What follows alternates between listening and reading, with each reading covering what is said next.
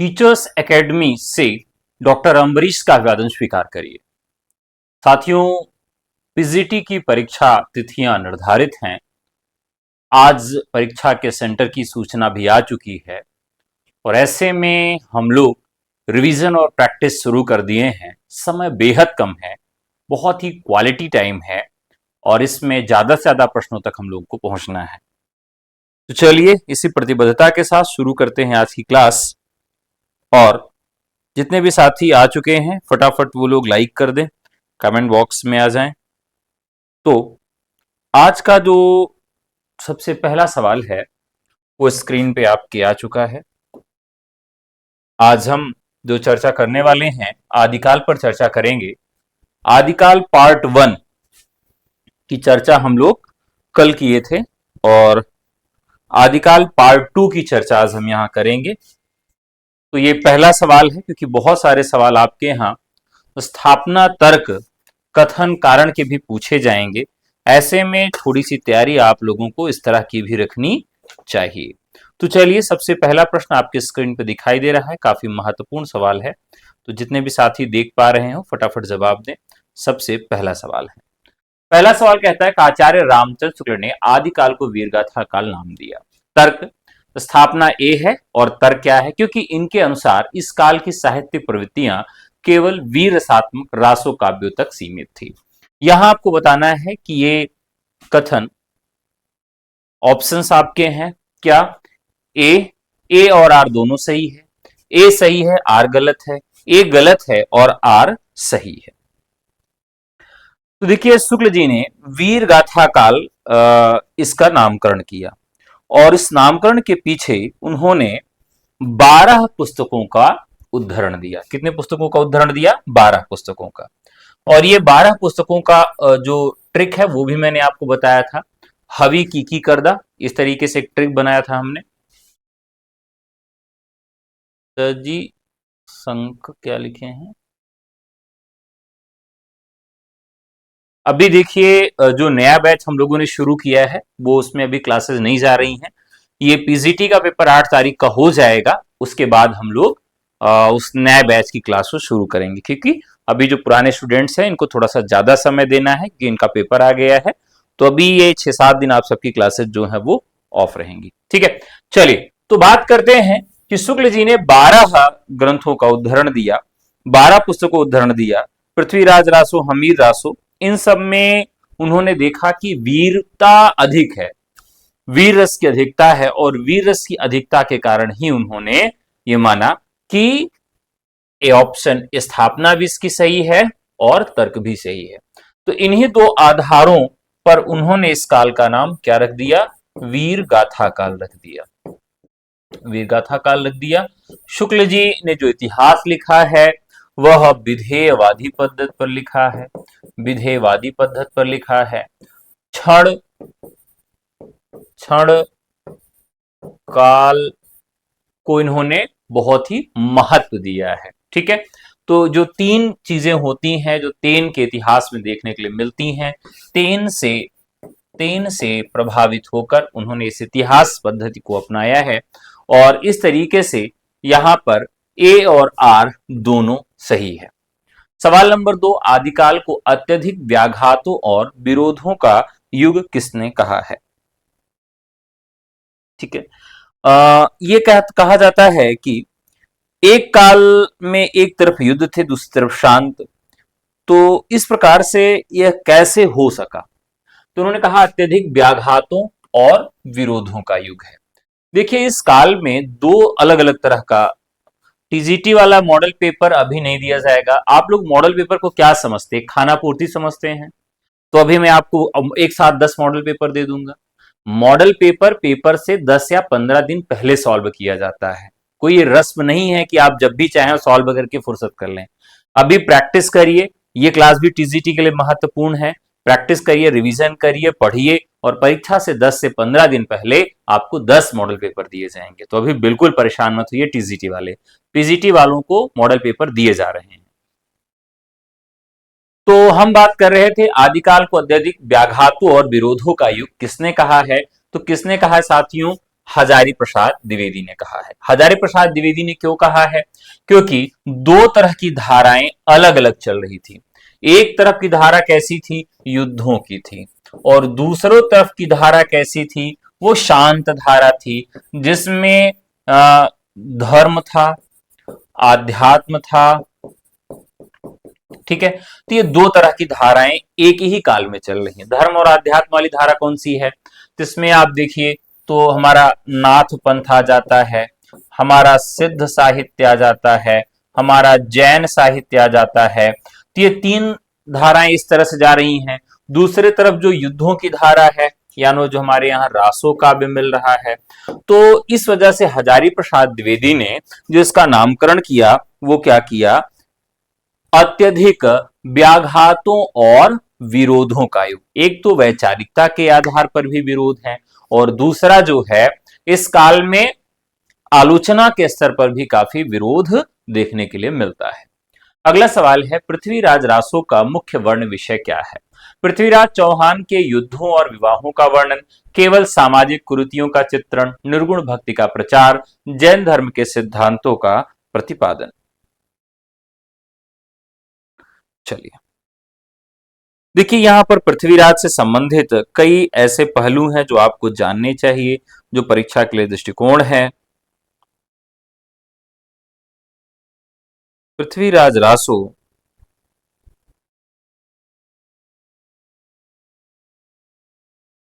यहां पर आपको, जैसे पृथ्वीराज विजय एक रचना मैंने बताया था, पृथ्वीराज विजय के आधार पर सर्वप्रथम बूलर महोदय ने इसे जाली ग्रंथ घोषित कर दिया था। और ये कहां मिला था? तो ये कश्मीर में मिला था। ठीक है, तो कश्मीर की इस रचना के आधार पर इसे जाली ग्रंथ घोषित कर दिया गया था। अब पृथ्वीराज रासो सम्राट पृथ्वीराज चौहान के कुल कितने विवाहों का वर्णन होता है? अब यहां आदमी यार एक विवाह के लिए परेशान है। मैं सोचता हूं मेरा एक ही विवाह हो जाए, जिसका एक विवाह हुआ वो सोचता है मेरा एक भी न हो। मतलब लोग विवाह से इतना परेशान है और त्रस्त हैं। ऐसे में आप पृथ्वीराज को सोचिए, कुछ जगहों पर इनके 14 विवाहों का वर्णन मिलता है, कुछ स्थानों पर इनके 13 विवाहों का वर्णन मिलता है। यानी इनकी जो ये रचना है, इस पूरी रचना में हमें क्या चीज देखने के लिए मिलता है? तो इसमें पृथ्वीराज के चौहान के युद्ध और विवाहों का वर्णन है। यानी युद्धों का वर्णन कम है और इनके विवाहों का वर्णन अधिक मिलता है। अब इसमें एक और देखिए कि एक जो संयोगिता है, संयोगिता, तो एक संयोगिता स्वयंवर भी इसमें मिलता है आपको। ये सबसे चर्चित विवाह है। क्यों ये चर्चित है? क्योंकि ये जयचंद की पुत्री थी। किसकी पुत्री थी? जयचंद की पुत्री थी। और इसका इन्होंने अपहरण किया था। यानी एक देखिए, विवाह 8 प्रकार के होते हैं। कितने प्रकार के विवाह होते हैं? 8 प्रकार के विवाह होते हैं। अब जो आपके यहां विवाह जो सबसे अच्छा माना जाता है, वह उसमें कई तरह के विवाह मिक्सअप हैं। अब जैसे आप आज की श्रेणी में क्या करते हैं? जयमाल होता है। तो जयमाल वाला जो प्रकरण है, ये गंधर्व विवाह में होता है। ठीक है, तो जो गंधर्व विवाह है, अब लोग कहेंगे भाई हम तो बड़े आदर्शवादी हैं, हम जो है ऐसे से भी शादी करवाएंगे। और उनको खुद भी नहीं मालूम है, वो चाहे बहुत बड़ा पंडित ही क्यों ना हो। तो ये 8 तरह के विवाह हैं, उस बहुत सारे विवाहों को मिक्स करके उसके बाद विवाह करवाया जाता है। तो जबकि जो विवाह होता है वो वरमाला वाला जो कॉन्सेप्ट है, वो वरमाला में वरमाला मतलब माला डाल दिया, विवाह हो गया, बाकी और कोई काम नहीं करना है। तो वरमाला वाला विवाह को इसमें आप लाके रख देते हैं। तो 8 प्रकार के जो विवाह हिंदू पद्धति में हैं, उस पद्धति में जो एक विवाह जो है अपहरण है। तो संयोगिता जो जयचंद की पुत्री थी, उसका अपहरण करके इन्होंने विवाह किया था। इसी तरीके से इच्छिनी, इनका भी विवाह बहुत महत्वपूर्ण माना जाता है, जो कि पृथ्वीराज ने ही करवाया था। इसी में एक पद्मावती समय भी है, ध्यान रखिएगा, पद्मावती समय। पूछा जाता है कि इनमें से किस रचना में पद्मावती समय मिलता है, तो आप सोचेंगे कि भाई पृथ्वीराज रासो में पद्मावती कहां से आ गई, तो पद्मावती समय भी आपको पृथ्वीराज रासो में मिल जाएगा। इसी तरह से शशिव्रता देवगिरी की पुत्री थी, ठीक है, शशिव्रता ये किसकी थी, ये देवगिरी की पुत्री थी, तो इसके भी विवाह का वर्णन देखने के लिए मिलता है। इंद्रावती, ठीक है, यानी इंद्रावती जो हमारे यहां रासो वाली परंपरा वाली इंद्रावती हैं, उनके विवाह का भी वर्णन यहां देखने के लिए मिलता है। मृणालवती, कमलावती, चित्ररेखा, कर्नाटकी इत्यादि नाम भी देखने के लिए मिलते हैं। एक चीज और याद रखिएगा, चित्रावती, चित्रावती ध्यान रखिएगा, चित्रावती जो है, चित्रावती भी आपका इनकी पत्नी के रूप में वर्णन मिलती है, जिसे चित्ररेखा भी कहा गया है, ध्यान रखिएगा, चित्ररेखा, ठीक है। अब आपसे अगर पूछा जाए कि आप चित्रलेखा और चित्ररेखा में कंफ्यूज मत होइएगा, क्योंकि यहां चित्ररेखा कौन है, ये आपके पृथ्वीराज की पत्नी है। कितने इनके विवाहों का वर्णन मिलता है, 14 विवाहों का वर्णन मिलता है। मैं समझ ही नहीं पाता हूं कि ये कैसे 14 विवाह हैंडल करते थे, बहरहाल ये उनकी समस्या है। आगे बढ़ते हैं। बीसल देव रासो मूलतः एक विरह काव्य है। इसमें राजा बीसल देव और राजमती के विरह मिलन और पुनर्मिलन की कथा का वर्णन है। ध्यान रखिएगा कि ये वाले सवाल बड़े खतरनाक होते हैं, ठीक है। अगर आप पूरे कॉन्सेप्ट को नहीं जानते हैं तो स्वभावतः आप इस तरह के सवालों को नहीं कर पाएंगे। बीसल देव रासो मूलतः एक विरह काव्य है। अब एक मजेदार बात देखिए कि यह एक रासो काव्य है। रासो काव्यों की जो पहचान होती है वो युद्धों से होती है। कहां से होती है, युद्धों से होती है। परंतु आप देखिए कि इस ग्रंथ में युद्ध आपको देखने के लिए नहीं मिलेगा। राजमती अपने पति से रूठ कर जाती हैं, राजा उड़ीसा चले जाते हैं। इसमें फिर उनके पिताजी राजमती को उनको अपने घर लेके चले जाते हैं, राजा वापस आते हैं और पुनः अपने पत्नी को मनाकर अपने घर लाते हैं। तो यानी इनका पुनर्मिलन हो जाता है। तो ए और आर दोनों सही है। परमाल रासो की भाषा शैली कौन सी है, परमाल रासो की भाषा शैली कैसी है। देखिए अब यहां पर ये बनाफरी शैली है। कैसी शैली है, बनाफरी शैली है। और ये पूर्वी उत्तर प्रदेश में इसका गायन होता है। ये लोक गायन शैली है। 31 मात्राओं का वीर छंद है आल्हा, उसमें ही इसका गायन होता है। वर्षा ऋतु इसके लिए सबसे उपयुक्त होती है। वर्षा ऋतु इसके लिए सबसे उपयुक्त होती है, ठीक है। तो ये सारी चीजें आपको इसमें ध्यान में रखनी है। जो आल्हा खंड होता है, यह जो इसमें मूलतः किस चीज का वर्णन है, ध्यान रखिएगा। आल्हा खंड में एक तो ये डिंगल है, ठीक है। डिंगल की सबसे खास बात क्या होती है, इसमें डींग मारना। डींग मारने का मतलब इसमें बड़ी बड़ी बातें कहना। जब आदमी युद्ध करता है तो युद्ध में हमेशा बड़ी बड़ी बातें की जाती, उड़ा देंगे, मार देंगे, गिरा देंगे। अभी देखिए अमेरिका जब युद्ध कर रहा था तो मिसाइल कम छोड़ता था, मुंह से अधिक बोलता था।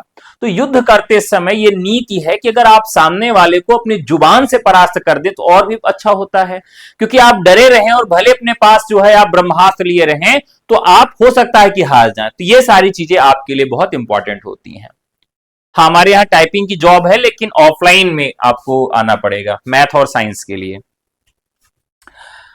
ठीक है। जिनके बैरी सम्मुख बैठे उनके जीवन को धिक्कार, खट खट खट कटतेगा बाजे बोले छपक छपक तलवार। जो सावन में छूटे फुहारा त्यों ही चले रक्त की धार। आल्हा उदल बड़े लड़ैया जिनकी मार सही ना जाए। एक को मारे दुई गिर जावे तीसर खौफ खाए मर जाए। इस प्रकार से इसमें वर्णन है। और मजेदार बात यह है कि इसमें कितनी लड़ाइयों का वर्णन किया गया है। यह भी सवाल आपसे पूछा जा सकता है कि परमाल रासों में यानी आल्हा खंड में कितनी लड़ाइयों का वर्णन किया गया है। तो अब देखिए मोदी जी का सीना कितना कहा जाता है, 56 इंच का, लेकिन यहां पर 52 लड़ाइयां इसमें वर्णित हैं। कितनी लड़ाइयां वर्णित है साथियों, 52 लड़ाइयां जो हैं वह आपकी इसमें आई हुई है। ठीक है, तो डिंगल लोक शैली है, बनाफर वहां के जो लोग हैं। पूर्वी उत्तर प्रदेश में 31 मात्राओं का छंद है जो प्रयोग में लाया जाता है, और 52 लड़ाइयां इसमें मिलती है। वर्षा ऋतु सावन में इसको गाया जाता है। ठीक है, महोबा इसका मुख्य रूप से केंद्र है। अगला सवाल, भला हुआ जो मारिया बहनी मारा कंतु। भला हुआ जो मारिया बहनी मारा कंतु। अब ये भला हुआ जो मारिया बहनी मारा कंतु, ये कहता है कि भला हुआ यानी अच्छा हुआ जो मेरा पति मारा गया।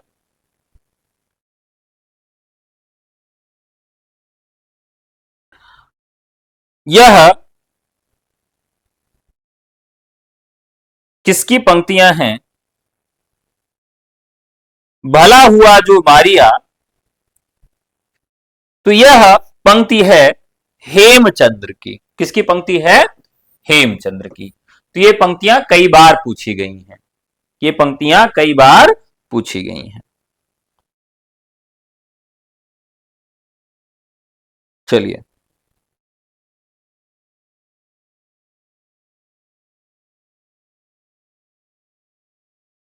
भल्ला हुआ जो मारिया बहनी मारा कंतु, और लज्जे जुम वसे जय भग्गा घर हुए इंतु। हे बहन, अच्छा हुआ जो मेरा पति युद्ध में मारा गया। यदि वो युद्ध के क्षेत्र से भागकर घर आता तो मैं अपने सहेलियों के सामने लज्जित होती। अब इस स्तर की वीरतापूर्ण बातें की गई हैं, यानी पत्नी कह रही है कि भला हुआ जो मारिया बहनी मारा कंतु, हमारा कांत जो है, पति जो है, बहुत अच्छा हुआ मारा गया। अगर वो युद्ध के क्षेत्र से भाग कर आता तो मैं अपने सहेलियों के सामने क्या मुंह दिखाती। मतलब ये लेवल है युद्ध का। उसी काल में यह भी लिखा जा रहा है, 12 बरिस लो कुकुर जिए, 13 बरिस लो जिए सिवार, बरस 18 छत्री जीवे, आगे जीवन को धिक्कार। मतलब आगे तुम जी गए तो तुम्हारे जीवन को धिक्कार है। युद्ध के मैदान से भाग के आए तो पत्नी ही लज्जित हो जाएगी। इस लेवल का युद्ध है, इस लेवल की चर्चा है। तो यहां पर राइट आंसर क्या हो जाएगा? हेमचंद्र हो जाएगा। संदेश राशक का वर्ण विषय क्या है? संदेश राशक का वर्ण विषय क्या है? देखिए, संदेश राशक एक मुस्लिम कवि अब्दुल रहमान द्वारा एक विरह काव्य है, पहला विरह काव्य है, और ये संदेशा भिजवाती है एक पथिक के माध्यम से। एक पथिक के माध्यम से संदेशा भिजवाती है। आदिकाल के सिद्ध सामंत काल नाम किसने दिया? सिद्ध सामंत काल नाम किसने दिया? राहुल सांकृत्यायन। इन्होंने दो नाम को एक साथ जोड़ दिया। एक तो राजनैतिक प्रभाव था। कौन सा? राजनैतिक प्रभाव था। तो राजनैतिक प्रभाव से इसका नाम क्या रखा गया? सामंत रखा। और दूसरी तरफ सिद्धों का वर्चस्व था, तो सिद्धों और सामंतों को जोड़कर इसका नामकरण उन्होंने सिद्ध सामंत काल रखा। जबकि यह नामकरण सफल नहीं हुआ। क्यों सफल नहीं हुआ? क्योंकि यहां पर इसके अलावा भी धाराएं थी, जो धाराएं इस नामकरण में सम्मिलित नहीं हो पा रही हैं। अगला सवाल, पुस्तक जल्हण हत दय चलिए गज्जन नृप काज, पंक्ति का संबंध किस रचना से है?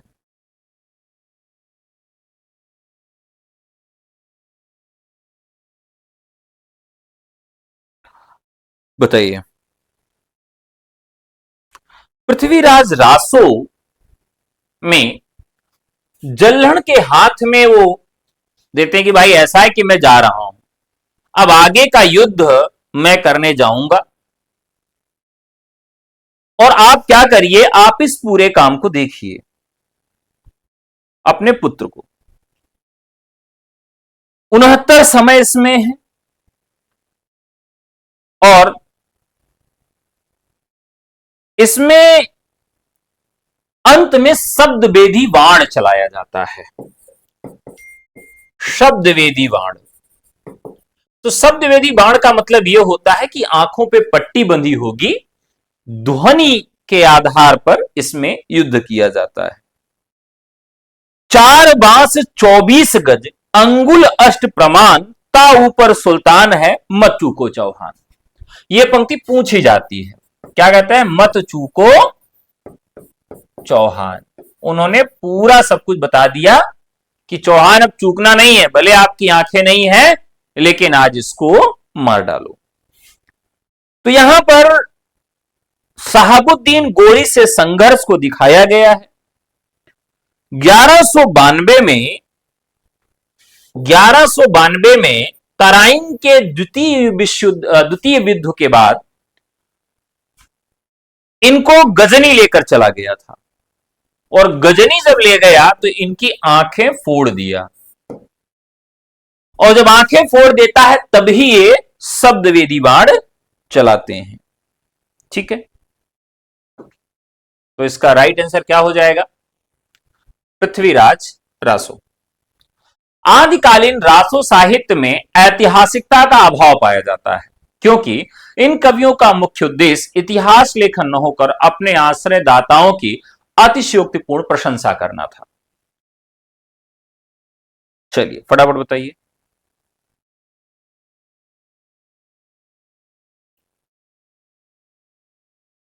अब देखिए एक और चीज है,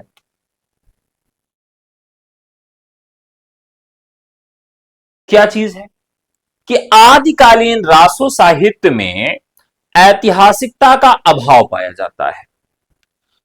अगर ऐतिहासिकता की दृष्टि से देखें तो आदिकाल का सबसे महत्वपूर्ण काव्य खंड कौन सा है?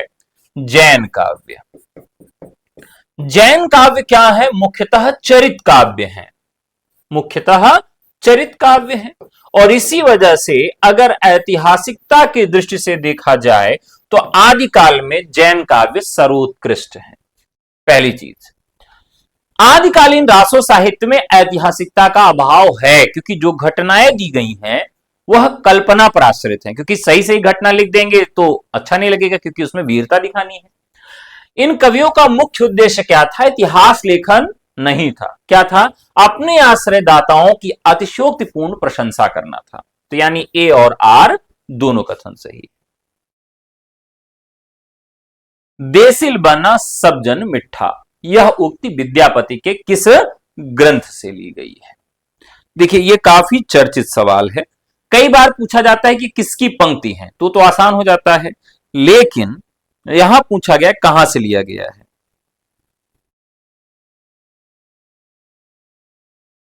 देसिल बना सब जन मिठा।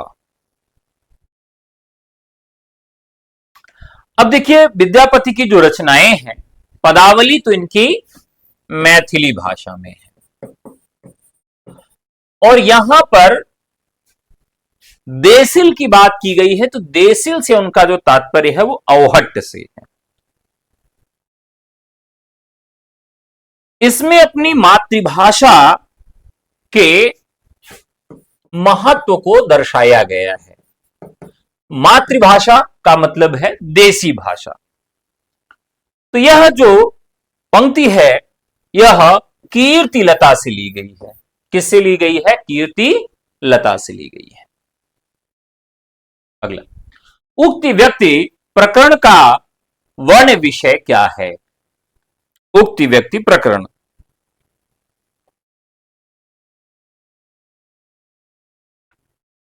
उक्त व्यक्ति प्रकरण व्याकरण शिक्षा। तो यह ग्रंथ जो है 12वीं शताब्दी का एक व्याकरण ग्रंथ है। कैसा ग्रंथ है? 12वीं शताब्दी का एक व्याकरण ग्रंथ है, और यह व्याकरण ग्रंथ ऑन डिमांड लिखा गया था। तो गोविंद चंद्र के सभा पंडित थे। कौन? गोविंद चंद्र के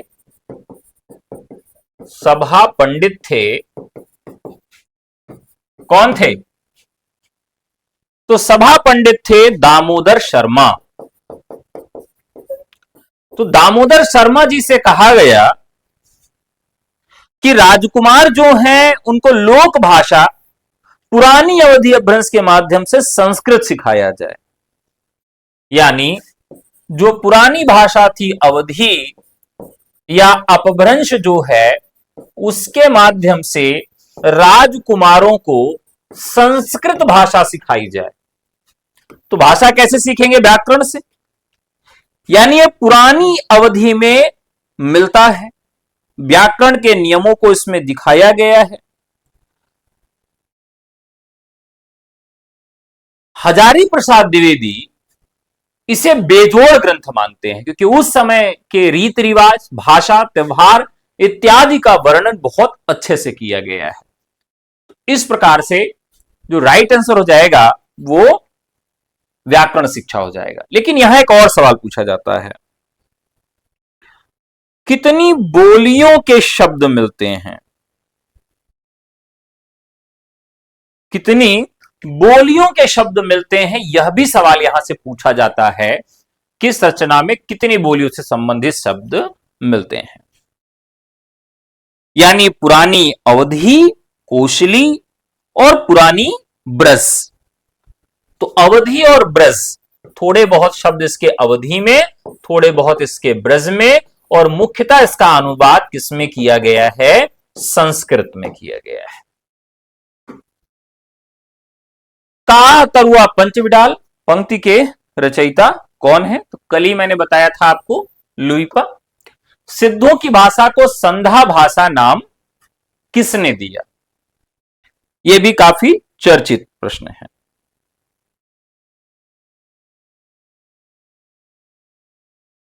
अब भारत का अगर हम स्ट्रक्चर देखें तो भारत का जो पश्चिमी भाग था और भारत का जो पूर्वी भाग था, भारत के पश्चिमी भाग में जैन कवियों का और नाथ कवियों का वर्चस्व था, और भारत के पूर्वी क्षेत्रों में सिद्धों का वर्चस्व था। लेकिन जब भारत पर अंग्रेजों का आक्रमण हुआ तो ये सारे लोग, इस्लाम का आक्रमण हुआ तो ये सारे लोग कहां चले जाते हैं? छोड़कर चले जाते हैं भोट देश। कहां चले जाते हैं? भोट देश, यानी जिसे वर्तमान में किस नाम से जाना जाता है? भूटान के नाम से जाना जाता है। तो जो सारे सिद्ध थे ये छोड़ के कहां चले गए? भूटान में। पश्चिमी क्षेत्र में जैन और नाथों का केंद्र बना। नाथों का इसीलिए एक मुख्य केंद्र आप देखें तो आपको राजस्थान और गुजरात मिलेगा। वैसे ये पूरे भारत में फैल गए, लेकिन मुख्यतः इनका जो केंद्र था राजस्थान और गुजरात था। और पूर्वी क्षेत्रों में अगर हम सिद्धों की बात करें तो इनका मुख्य केंद्र कौन था? असम, उड़ीसा, बंगाल, और थोड़ा बहुत जो क्षेत्र था आपका बिहार का, क्योंकि जो विश्वविद्यालय थे नालंदा इत्यादि वो इसके लिए केंद्र में बन गए। तो ये जो कुछ चीजें हैं ध्यान में रखने वाली है कि ये असम, उड़ीसा, बंगाल, बिहार इत्यादि इनका मुख्य केंद्र हुआ। इन्होंने क्या कहा कि वे सिद्ध कहलाते थे जिन्होंने कुछ अलौकिक सिद्धियां प्राप्त कर ली थी, और अलौकिक सिद्धियां प्राप्त करने के लिए इन्होंने कुछ काम किए। इनका जो समय था वो 8वीं शताब्दी से 12वीं शताब्दी तक ये सक्रिय रहे। इनका जो साहित्य है उसके साहित्य को चर्या पद कहा जाता है, और चर्या पदों का प्रयोग ये कब करते थे? धार्मिक अनुष्ठानों के समय चर्या पदों का प्रयोग करते थे। और इनकी जो अंत साधनात्मक प्रतीकात्मक भाषा थी उसको क्या कहा जाता था? उसे संध्या भाषा कहा जाता था। और इस संध्या भाषा का जो नामकरण है वो मुनिदत्त और अदय व्रज और मुनिदत्त ने किया, यानी 14 का ए ऑप्शन एकदम सही है।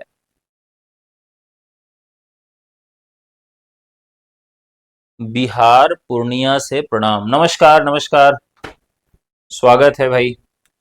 कुवलयमाला कथा की भाषा के संदर्भ में कौन सा तथ्य सही है? बहुत महत्वपूर्ण सवाल है कुवलयमाला।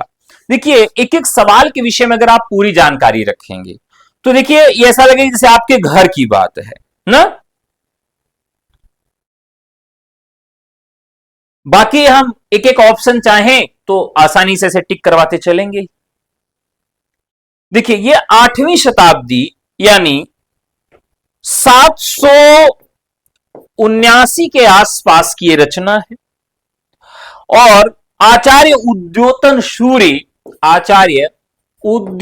सूर्य की यह रचना है और ये चंपू काव्य है।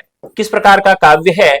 चंपू काव्य है और इसमें 18 देशी भाषाओं का वर्णन मिलता है। कितनी भाषाओं का वर्णन मिलता है? 18 देशी भाषाओं का वर्णन मिलता है। लेकिन एक चीज इसमें और महत्वपूर्ण है जो जानने वाली है कि इसमें कुवलय चंद्र और राजकुमारी कुवलयमाला दोनों का प्रेम विवाह है, यानी प्रेम और विवाह की कहानी है। कुवलय चंद्र, ध्यान रखिएगा, कुवलय चंद्र और कुवलयमाला। अब मुझे यह नहीं मालूम चल पा रहा है कि इन दोनों ने विवाह के बाद अपना नाम एक जैसे रख लिया या पहले से इनका नाम इस प्रकार से था। आजकल लोग क्या करते हैं, मतलब खास करके जो लोग जिनका विवाह हुआ या जिनकी प्रेमिकाएं हैं उनके नाम आप देखिए कैसे रहेंगे। ज्यादातर प्रेमिकाएं क्या करती हैं, आपके नाम में ऊ की मात्रा लगा देती हैं। ठीक है, अब जैसे आपका नाम क्या है, मान लीजिए कुछ भी नाम है, यानी प्रेमिकाएं तो प्रेम में अगर केला भी बोलेंगी तो केला ना बोल के क्या बोलेंगी, बेबी केलू खाओगे, ऊ की मात्रा लगा देंगी, सब में ऊ की मात्रा लगा देंगी। यानी अगर आपका कुछ भी नाम है उस नाम में ऊ की मात्रा लगा देंगी। और ये प्रेमिकाएं तो हनुमान जी को भी नहीं छोड़ती हैं, हनुमान जी को भी क्या बोलते हैं आजकल लोग, हनु बोलते हैं। तो यहां कुवलयमाला और कुवलय चंद्र और कुवलय माला में इतनी सिमिलरिटी देखने को मिल रही है कि भाई ये जो मतलब परंपरा थी काफी पहले से देखने के लिए मिल रही है कि सिमिलर नेम आपको देखने के लिए मिल रहा है। ऐसा लग रहा है भाई बहन का प्रेम है। इसमें क्या है कि ये अंत में मोक्ष को प्राप्त करते हैं। इसमें हाथी घोड़ा और व्यापार इत्यादि को भी दिखाया गया है। तो यहां पर राइट आंसर हो जाएगा, इसमें 18 देशी भाषाओं का उल्लेख मिलता है। ठीक है, बाकी इसमें राजस्थानी और उसमें खास करके जो मारवाड़ी भाषा है वो थोड़ा सा अधिक मिलती है। पदावली में विद्यापति ने किस मुख्य रस का प्रयोग किया है? पदावली में विद्यापति ने किस मुख्य रस का प्रयोग किया है? अब देखिए पदावली जो है, पदावली जो रचना है साथियों बहुत ही महत्वपूर्ण है। अब इसमें मुख्य तौर पर क्या काम किया गया? श्रृंगार का अधिक प्रयोग किया गया, लौकिक चेतना को दर्शाया भी गया है, तो यहां पर श्रृंगार का अधिक प्रयोग किया गया है। नाथ संप्रदाय ने भक्ति काल के संत काव्य की पृष्ठभूमि तैयार की, क्योंकि नाथों की अंतः साधना और बाह्य आडंबरों का विरोध संतों के यहां विकसित हुआ। बहुत बढ़िया सवाल है साथियों। चलिए,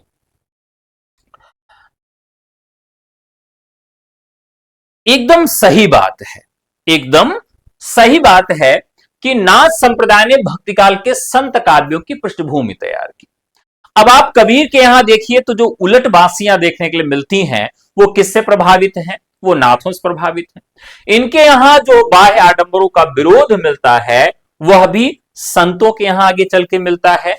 तो इस प्रकार से ए और आर दोनों कथन सही है। राहुल वेल किस प्रकार की कृति है? तो यह शिलांकित चंपू काव्य है। आदिकाल की डिंगल भाषा का निर्माण किन दो भाषाओं के योग से हुआ? डिंगल का मतलब डींग मारना, और डींग मारने के लिए कठिन भाषा का प्रयोग करना पड़ेगा। यानी इसमें आप अभ्रंश और राजस्थानी को जोड़ेंगे तो डिंगल बनेगा, और अगर इसी के साथ ब्रज जोड़ देंगे तो वो पिंगल बन जाएगी। आध्यात्मिक रंग के चश्मे आजकल बहुत सस्ते हो गए हैं, किसके संदर्भ में कहा है? विद्यापति के संदर्भ में कहा गया है।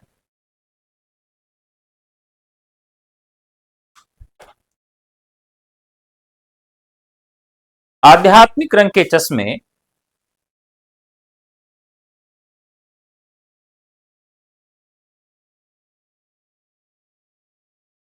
आध्यात्मिक रंग के चश्मे, शुक्ल जी कथन है, खुमान रासों का वर्ण विषय क्या है? चित्तौड़ के राजा खुमान द्वितीय के युद्धों का वर्णन किया गया है, तो राइट आंसर हो जाएगा यहां पर ए। वर्ण रत्नाकर ज्योतिरीश्वर ठाकुर का वर्ण विषय क्या है? तो यहां पर मैथिली का विश्वकोश है, इसमें नगर, युद्ध आदि का विस्तृत वर्णन किया गया है। तो किसमें? नगर, समुद्र और युद्ध। नगर, समुद्र और युद्ध। अगर वर्ण विषय पूछे तो यह है, बाकी यह जो है मैथिली शब्द कोश और गद्य का विश्वकोश भी कहा जाता है। तो इस प्रकार से ए ऑप्शन सही है। खण खण नयन कोन अनुसरित विद्यापति की है स्थापना। अमीर खुसरो को हिंदुस्तानी की तूती कहा जाता है क्योंकि उन्होंने भारतीय संगीत और भाषा हिंदवी का फारसी के साथ अद्भुत समन्वय किया है। ठीक है, तो एकदम सही बात है, ए और आर दोनों सही है। मिश्र बंधु विनोद में आदिकाल को क्या नाम दिया गया है? मिश्र बंधु विनोद। यह सवाल आप कमेंट बॉक्स में छोड़िएगा क्योंकि यहां बड़ा कंफ्यूजन होता है लोगों को। आदिकाल को गणपति चंद्रगुप्त और मिश्र बंधु में आरंभिक काल कहा गया या प्रारंभिक काल कहा गया, यह हमेशा कंफ्यूजन रहता है। ये सवाल का जवाब आप लोग कमेंट बॉक्स में छोड़िएगा। एक सवाल आपके लिए छोड़ रहा हूं, ठीक है। मनहु कला ससभान कला 1600 बन्नीय, यह पंक्ति किस ग्रंथ की है? तो यहां चंद्रमा की कला के समान बात की गई है। पद्मावती के सौंदर्य का वर्णन किया गया है। क्या किया गया है? पद्मावती के सौंदर्य का वर्णन इस रचना में किया गया है। यानी पद्मावती किससे संबंधित हैं? तो पृथ्वीराज रासो संबंधित है। परमाल रासों के गायन की ऋतु कौन सी है? तो अभी अभी हम लोगों ने इसकी चर्चा किया था, वर्षा। पौंचर्यु का वर्ण विषय क्या है? ध्यान रखिएगा, इसे जैनी राम कथा कहा जाता है और इसमें युद्धों के बदले अहिंसा पर बल दिया गया है, क्योंकि जो जैन परंपरा है वो अहिंसा पर बल देती है और इसी वजह से इसमें पौंचर्यु की बात इस तरह से की गई है।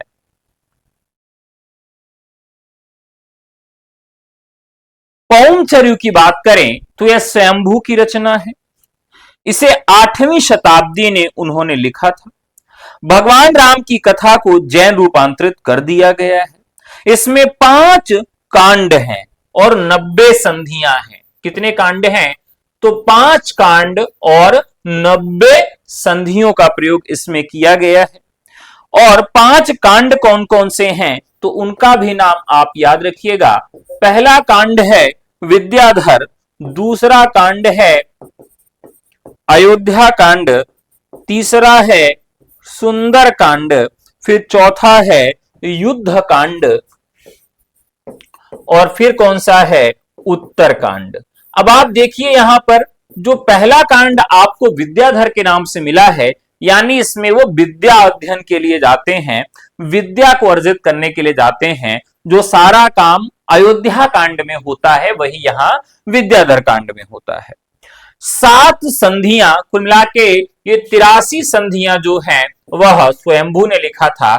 7 संधियां उनके पुत्र ने लिखी थी, त्रिभुवन ने। राम को एक आदर्श जैन पुरुष के रूप में चित्रित किया गया है और ऐसा भी कहा जाता है कि राम जो है अंत में जैन धर्म की दीक्षा ले लेते हैं। राम क्या करते हैं? जैन धर्म की दीक्षा ले लेते हैं। ठीक है।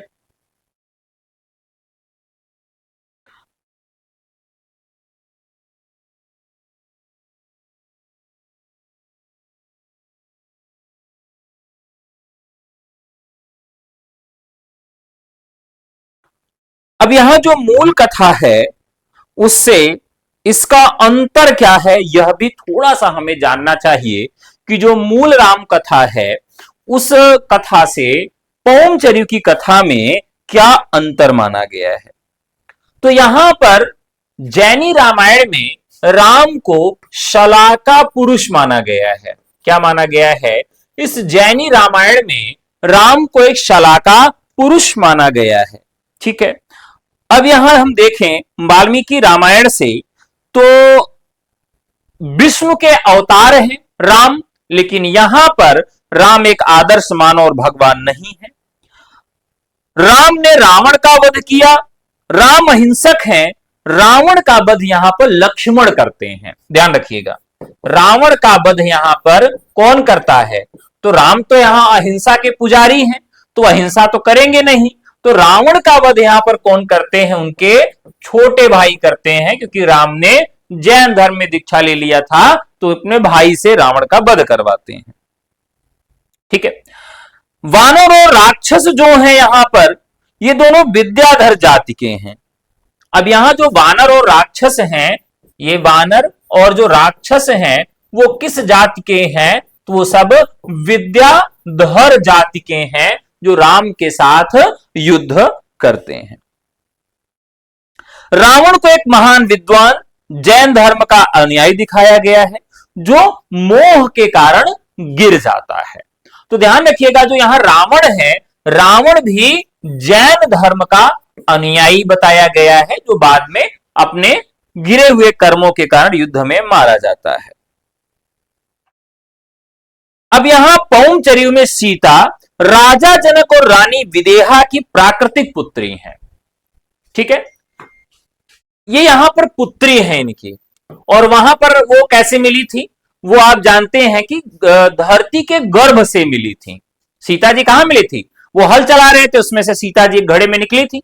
लेकिन यहां पर उनकी ये प्राकृतिक पुत्री हैं। किसकी? राजा जनक और रानी विदेहा की। अब ध्यान रखिएगा कि राम सरयू में जल समाधि लेके अपने जीवन का अंत करते हैं। कहां पर? वाल्मीकि रामायण में। लेकिन यहां पर राम अपने जीवन का कैसे करते हैं? जैन मुनि बनकर निर्वाण प्राप्त करते हैं। क्या करते हैं? जैन मुनि बनकर यहां पर ये निर्वाण प्राप्त करते हैं। तो इस प्रकार से पूरी कथा को इन्होंने तहस नहस कर दिया है, बेकार करके उसको इन्होंने जैनी रामायण में परिवर्तित कर दिया है। शंबुक वध जो है वाल्मीकि रामायण में राम के द्वारा किया गया है, जिसमें जातिगत नियमों के कारण दिखाया गया है। पौमचर्य में प्रसंग पूरी तरह भिन्न है और यहां पर यह थोड़ा सा अलग तरीके से दिखाया गया है। अब एक और मजेदार बात, मतलब आप देखिए तो जो वाल्मीकि रामायण है, उस वाल्मीकि रामायण में जो हनुमान जी हैं, हनुमान जी को आप देखिए तो बंदर के रूप में और बहुत ही कुरूप दिखाया गया है ना। लेकिन जब ये जैनी रामायण लिखते हैं तो इसमें उनको विद्याधर जाति का राजकुमार बताया जाता है। विद्याधर जाति का राजकुमार बताया जाता है और बहुत ही सुंदर है हनुमान जी। कैसे हैं? कामदेव के सदृश हैं। कैसे सुंदर हैं? तो कामदेव के सदृश बहुत ही सुंदर है हनुमान जी। तो यह दोनों की कथा भी मैंने आपको बता दिया। जब हमको कथा भी मालूम रहती है तो किसी चीज को याद रखना बहुत आसान हो जाता है। अगला सवाल, अपभ्रंश का वाल्मीकि किसे कहा जाता है? तो अपभ्रंश का वाल्मीकि जो है वो स्वयंभू कहा जाता है। स्थापना, आदिकाल में राष्ट्रीय चेतना का अभाव था क्योंकि उस समय देश का अर्थ पूरे भारत से न होकर केवल अपने छोटे से राज्य तक सीमित था। दोनों कथन सही है। कीर्तिलता की भाषा विद्यापति ने क्या बताई है? कीर्तिलता की भाषा उन्होंने अवहट्ट बताई है। ठीक है। अपभ्रंश और पुरानी हिंदी के बीच की कड़ी है। क्या कहा गया है इसे? अपभ्रंश और पुरानी हिंदी के बीच की कड़ी इस भाषा को माना गया है। ढोला मारा दूहा में नायिका मारवाड़ी कहां की राजकुमारी थी? ढोला मारूरा दूहा, बताओ।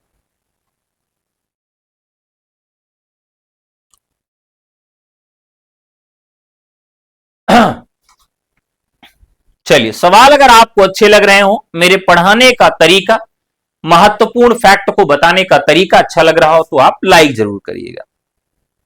ध्यान रखिएगा कि 11वीं शताब्दी में और एक 17वीं शताब्दी में यह रचना दो लोगों से मिलती है।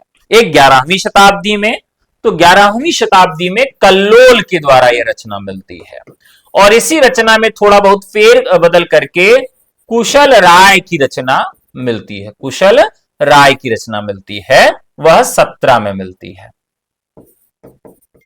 तो 11वीं शताब्दी में कल्लोल और 17वीं शताब्दी में कुशल राय, वाचक या कुशल लाभ दोनों नाम मिलता है, तो कुशल लाभ भी लिख लीजिएगा। कुशल लाभ जो भी इनका नाम मिलता है, तो इन्होंने कुछ चौपाइयां जोड़कर इसमें विस्तार कर दिया था। नरवर के राजकुमार ढोला, अब ध्यान रखिएगा इसमें ढोला जो है, ढोला कौन है? राजकुमार है। ढोला कौन है? राजकुमार है। और राजकुमारी कौन है? मारवाड़ी है। मारवाड़ी जिनको हम मारू भी कहते हैं। तो ध्यान रखिएगा, यहां मारू से क्या मतलब है? मारू का मतलब यहां मारवाड़ी है, और ढोला का मतलब यहां पर राजकुमार है। ठीक है। बाल विवाह में ये बात पड़ती है। पुंगल में अकाल पड़ने के कारण राजा पिंगल सपरिवार नरवर आ गए, और वहां ढोला 3 वर्ष और मारू 1.5 वर्ष से विवाह करवा देते हैं। ठीक है। तो 3 वर्ष और 1.5 ईयर, यानी 1.5 साल के ये थे और 3 साल के, यानी पुरुष जो थे वो 3 साल के थे, और 1.5 साल में, अब आप सोचिए छोटे छोटे बच्चे जब विवाह विवाह खेलते हैं कि तुम मेरी दुल्हन हो, मैं तुम्हारा दूल्हा हूं, उस समय इनका विवाह करवा दिया गया। ठीक है। यानी उस समय ढोला 3 साल के थे, और मारू कितने साल की थी? तो मारू जो थी वो 1.5 साल की थी। अब अभी मैं मजाक मजाक में कह रहा था ऊ की मात्रा लगा दी जाती है जब भी प्यार वाला नाम बनता है। तो देखिए मारवाड़ी का नाम प्यार में क्या बना दिया गया? मारू बना दिया गया। ये प्यार वाला नाम है, तुम लोग भी सीख लो। ठीक है। अब यहां पर विस्मृति हो जाती है। ढोला के पिता की मृत्यु के बाद इस विवाह को वो भूल जाते हैं, और उनका विवाह मालवा की राजकुमारी मालवाणी से हो जाता है। अब ये भूल जाते हैं, मालवाणी से इनका दूसरा विवाह कर दिया जाता है, क्योंकि भैया बचपन का प्रेम है, तो कैसे याद रहेगा? भूल जाते हैं बेचारे, और मालवाड़ी से दोबारा प्रेम कर देते हैं। मारू अपने पति की याद में तड़पती रहती है। मालवाड़ी ढोला तक मारू को संदेश नहीं पहुंचने देती, और अंत में मारू ने ढाढियों लोक गायकों के माध्यम से अपना विरह संदेश पहुंचाया था। तो यहां पर ढाढिया एक शब्द आता है, ढाढिया। तो ढाढिया क्या होते हैं? कि ये लोक गायक होते हैं जो तबली बजा बजाकर गांव गांव क्षेत्र क्षेत्र में जाते हैं। तो उन ढाढियों के माध्यम से मालवाड़ी, क्योंकि कोई संदेश देती थी, मालवाड़ी ढोला के पास जाने नहीं देती थी, तो ढाढियों के माध्यम से वो अपना विरह गीत पहुंचाती हैं। तो ढोला के पास वहां पर पहुंचता है, और सब कुछ सुनकर ढोला को याद हो जाता है, और ढोला जो है पुंगल पहुंच जाता है, मारू को अपने साथ लेकर चला आता है। ठीक है। तो वहां एक बहुत ही प्रसिद्ध दोहा इसको लेकर प्रचलित है। सोरठियो दोहा भलो भली मारवड़री बात, और जोवन छाई धड़ भली तारा छई रात। यानी सोरठिया दोहा मारवाड़ी की कथा, यौवन भरी स्त्री और तारों भरी रात, ये सब श्रेष्ठ होते हैं। तो यहां पर ये बहुत ही महत्वपूर्ण रचना हो जाती है। नरवर देश की राजधानी थी, बाद में ये पुंगल की भी इसमें चर्चा मिलती है। तो पूरी कथा को मैंने आपको बता दिया। अगर अब भूलेंगे तो भैया एक चुल्लू भर पानी में अपने मुंह को धो लीजिएगा। 9 लख पातर आगे नाचे पीछे सहज अखाड़ा। चलिए, बहुत बढ़िया सवाल है। इंद्रिय निग्रह और योग साधना के महत्व को दर्शाती है। इंद्रिय निग्रह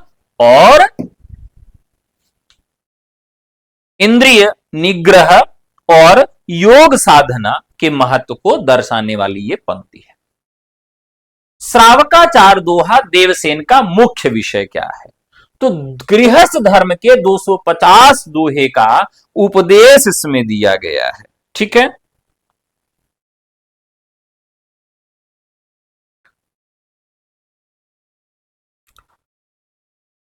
अब साथियों कल हम लोग जो टॉपिक शुरू करेंगे वो भक्तिकाल शुरू करेंगे। श्रावकाचार के जो दोहे हैं इसमें मोक्ष प्राप्ति के लिए 11 प्रतिमाओं के माध्यम से गृहस्थ कर्तव्य और शुद्ध जीवन शैली को दिखाया गया है। इसमें नैतिक आचरण पर जोर दिया गया है। कितनी प्रतिमाओं को आदर्श बनाया गया है? तो 11 प्रतिमाओं को आदर्श बनाकर गृहस्थ धर्म पर जोर दिया गया है। ठीक है,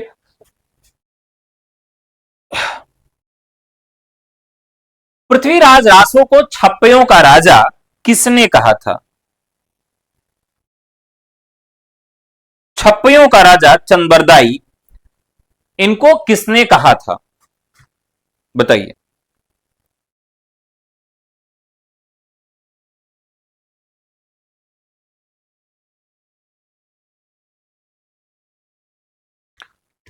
अब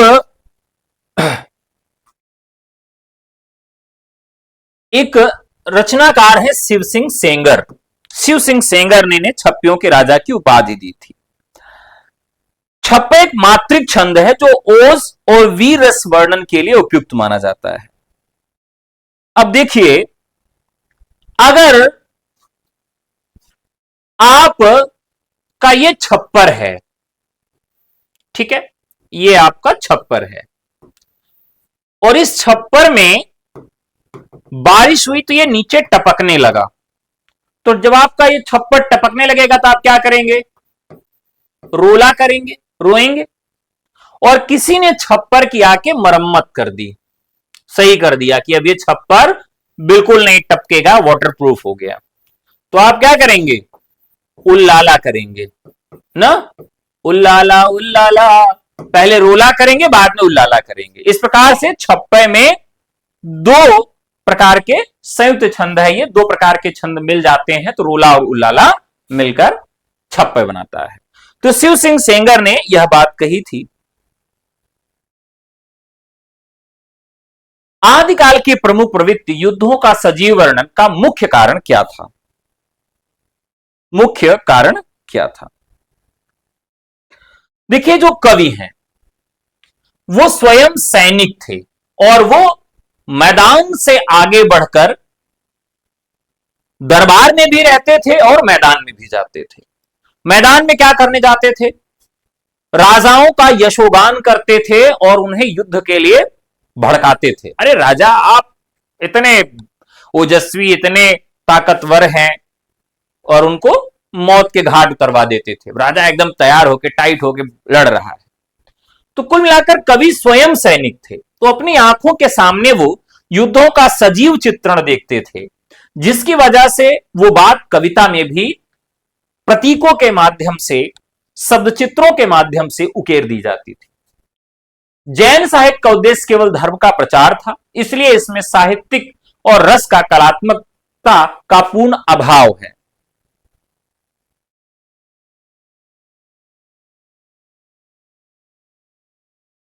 चलिए, अब यहां पर यह सवाल जो बताएगा मैं समझूंगा थोड़ी सी तैयारी अच्छी है। इसमें साहित्यिक रस का और कलात्मकता का पूर्ण अभाव है। यह बात कहना बिल्कुल गलत है। काहे लिए गलत है? क्योंकि इन लोगों ने रास और चरित दोनों लिखा है। रास और चरित दोनों लिखा है। खास करके जो इनके रास काव्य थे वो कलात्मक भी थे और रस से परिपूर्ण भी थे। तो यहां पर जो आपका कथन हो जाएगा जैन साहित्य का उद्देश्य केवल धर्म प्रचार था, यह तो सही है, ए सही है, लेकिन आर गलत है। जसहर चरिव के रचनाकार कौन है? जसहर चरिव पुष्पदंत की यह रचना है। यशोधरा चरित के माध्यम से अहिंसा और त्याग को दिखाती है। पिंगल शैली किन भाषाओं के मेल से बनती है? अपभ्रंश भाषा और ब्रज का जब मेल हो जाता है।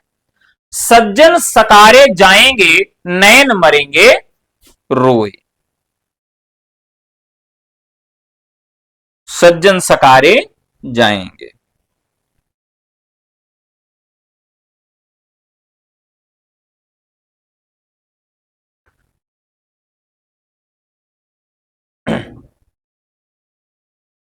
सज्जन सकारे जाएंगे और नैन मरेंगे रोए, विधना ऐसी रैन कर भोर कबहू ना होए। प्रियजन सुबह चले जाएंगे और उनकी विदाई में आंखों को रो रो कर मर जाना है। विधाता इस रात को इतना लंबा कर दे कि कहीं ये सुबह ही न हो। अमीर खुसरो की है। खुमान रासों के रचयिता कौन है? खुमान रासों के रचयिता है दलपति विजय। साहित्य का इतिहास जनता की चित्तवृत्ति का इतिहास है। कथन किसका है? आचार्य रामचंद्र शुक्ल का है। स्थापना, आदिकाल को बीज वपन काल कहना अधिक सार्थक है, क्योंकि इसमें बाद के साहित्य के सभी बीज भक्त रीत आदि विद्यमान है।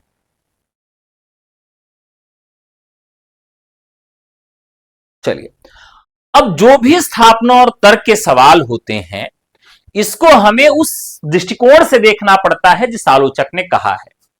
तो बीज वपन काल किसने कहा था? महावीर ने कहा था।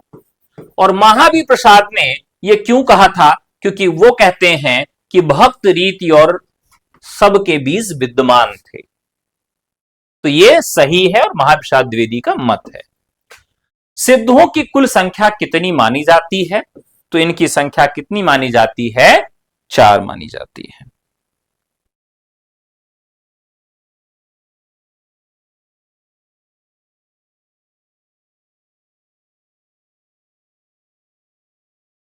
सिद्धों में महिलाएं कितनी थीं? यह भी आपसे सवाल पूछा जाएगा। तो एक चित्र हम बनाते हैं। क्या बनाएंगे? एक चित्र बनाएंगे और उसी चित्र के माध्यम से हम सभी सिद्धों को हम याद कर लेंगे। ठीक है। अब देखिए, ये एक सिद्ध बन गए। ठीक है, ये सिद्ध बन गए। सबसे पहले हम देखें कि इनके 2 कान हैं। कान का मतलब हो गया कन खलापा। ठीक है। इनकी मेखला है, मेखलापा, मेखलापा। और इनका नाम क्या है? इनका नाम है लक्ष्मीकरा। क्या नाम है इनका? लक्ष्मीकरा। और इन्होंने क्या पहन रखा है? वह मणिभद्रा। इन्होंने मणि जो है वह पहन रखी है। इन्होंने क्या? और शुक्ल जी ने 3 योगिनियां मानी है। वैसे इनकी संख्या कितनी है? 4 है। शुक्ल जी ने किसको नहीं माना है? तो नाम लक्ष्मी करा, लक्ष्मी के कान हैं, मणियों की मेखला इन्होंने पहन रखी है। इस तरीके से इसको हम याद कर सकते हैं। मणिभद्रा इन्हें सुखी गृहिणी के नाम से जाना जाता था। घरेलू जीवन और जिम्मेदारियों को निभाते उन्होंने परम ज्ञान प्राप्त किया। ये ओडियन राजा इंद्रभूत की बहन थी लक्ष्मीकरा, और इन्हें सांसारिक सुखों को त्याग कर अवधूत साधना मार्ग चुना था। मेखलापा इन्हें बड़ी सरकटी बहन के नाम से भी जाना जाता है। इन्होंने अपने गुरु को अपना सिर समर्पित करने के कठिन साधना के माध्यम से सिद्धि प्राप्त की थी। तो मेखलापा जो है, इन्हें सिरकटी बहन के नाम से भी जाना जाता है। क्या कहा जाता है? इन्हें सिरकटी बहन के नाम से जाना जाता है मेखलापा को। कनखलापा, ये मेखलापा की छोटी बहन थी। ध्यान रखिएगा, ये दोनों आपस में कौन है? बहन है। तो पूछा भी जा सकता है कि आपस में बहन कौन है। तो ये मेखला उतार दो तो शुक्ल जी बन जाएंगे।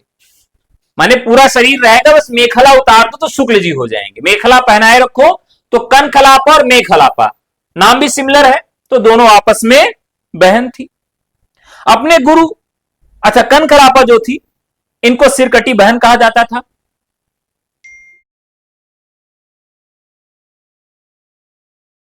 और एक बड़ी सिरकटी बहन थी और एक छोटी सिरकटी बहन थी। दोनों को सिरकटी बहन ही कहा जाता था, एक को बड़ी सिरकटी बहन और एक को छोटी सिरकटी बहन। मेखलापा जो थी ये बड़ी सिरकटी बहन थी, बड़ी सिरकटी बहन। और ये कौन थी? ये छोटी सिरकटी बहन थी। कौन थी? इनको क्या कहा जाता था? छोटी सिरकटी बहन कहा जाता है। ठीक है, क्योंकि अपने गुरु के साधना में इन्होंने कहा था कि अपना सर भी हम समर्पित कर देंगे। चलिए आगे बढ़ते हैं। रेवंत गिरिरास बिजन सूरी का वर्ण विषय क्या है? 45 नंबर का सवाल है। इसमें तीर्थ स्थानों की महत्ता और सौंदर्य का वर्णन किया गया है। जीव तू मुई तू माइन मड़ु या अभ्यंस पंक्ति किस कवि की है? तो ये मुनि राम सिंह पौड़ दोहा से है। संदेश रासक किस कोटि का काव्य है? तो एक छोटा प्रबंध काव्य है। क्या है? एक छोटा प्रबंध काव्य है, खंड काव्य है, या फिर मुक्तक काव्य है? अब आप सब बताएं, संदेश रासक किस प्रकार का काव्य है? 47 नंबर का जवाब देंगे। 47 का 47 का 47 का 47 का संदेश रासक किस प्रकार का काव्य है? कई बार सवाल पूछा गया है, जल्दी बताएं।